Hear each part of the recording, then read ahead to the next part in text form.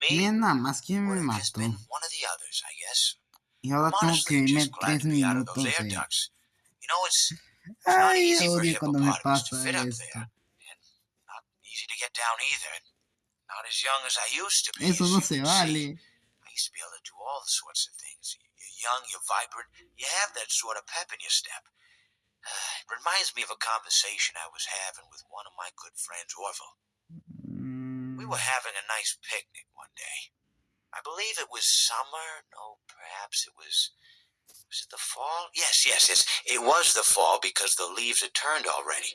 But I said to Orville, I says, Orville, I have a story to tell you. And Orville looked at me, kind of odd and said, well, what's it about? I said to him, not every story has to be about something, Orville. Sometimes a person just wants to talk. Why does everything have to be a story? I said to him. He just looked at me and he said, well, you said you had a story. And, he was quite right. I did, in fact. I told him I had a story. I suppose if a person just wants to talk, then it's best to not announce that you're telling a story. Telling a story does come with its own pressures and expectations, I suppose. After all, if you're just talking to a friend, then there's no more expectations than if you were talking into the wind. Words by themselves aren't expected to carry and aren't expected to stick.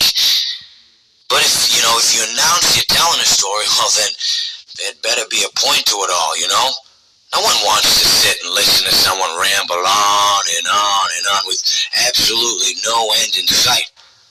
So, it's good to be mindful that when you tell someone that you're about to tell a story, that you have something to say.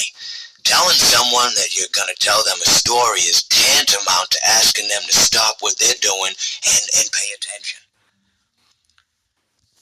You're basically saying, hey, buddy, stop everything. Stop what you're thinking. I have a solution to everything. And, well, I didn't really have any story to tell. In hindsight, I probably just misspoke when I said that I had a story. I think it would have just been better to tell Orville that I wanted to tell him something rather than tell him that I had a story. But, even then, it might have put too much importance on the whole thing. Either way, it was quite a nice day. I remember that we were drinking tea.